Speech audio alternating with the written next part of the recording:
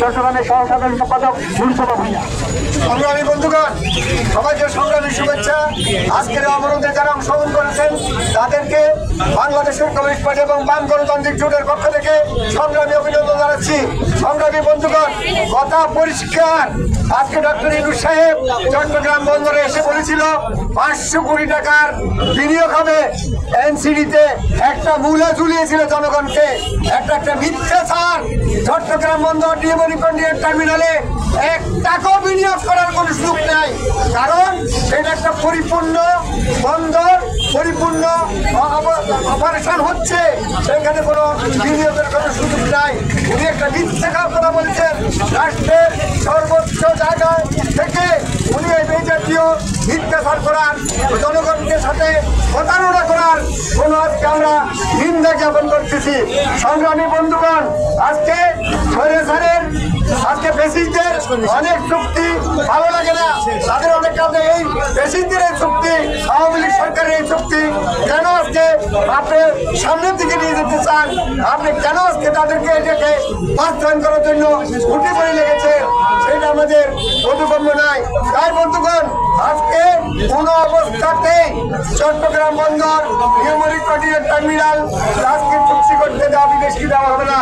সাম্রাজ্যবাদের পদপুষ্ট বর্তমান সরকার এবং তারা আজকে আমেরিকার দোসর কোনো অবস্থাতে জেনে দেওয়া যাবে না। সংগ্রামী বন্ধুগণ, আজকে যে চুক্তি করেছে সেখানে আজকে চলছে আদালতে মামলা, সেখানে চুক্তি, আজকে সেই চুক্তি করা অবৈধ, বেআইনি। আর ইউনূস সাহেবটি উনি জনগণের নির্বাচিত সরকার নয়, উনি জনগণের রাজনীতি দলগুলোর সমর্থিত সরকার। কাজে জনগণের পথ উপেক্ষা করি, জনগণের পথ নিয়ে আজকে উনি এইভাবে চুক্তি করতে পারে না। এটা প্রতিরোধ করা হবে, এটা প্রতিরোধ করা হবে। উনি আমাদেরকে প্রতিরোধ করার জন্য বলছে, আমরা সরকারকে প্রতিরোধ করবো।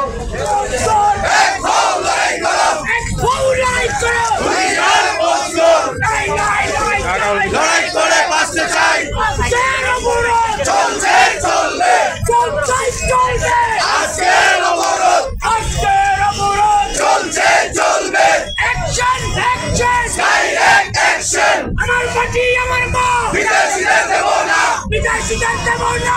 আমার মাটি আমার মা, দুনিয়ার বন্ধন, এক ভাও লড়াই করো, এক ভাও লড়াই করো, দুনিয়ার বন্ধন। আজকে লড়াই চলবে, সঠিক সেই লড়বে, আজকে লড়াই চলবে, সঠিক সেই লড়বে। লড়াই চাই, লড়াই করে বাঁচতে চাই, লড়াই করে বাঁচতে চাই, লড়াই চাই। বাধা আসবে সামনে, লড়াই হবে সেখানে, লড়াই হবে সেখানে।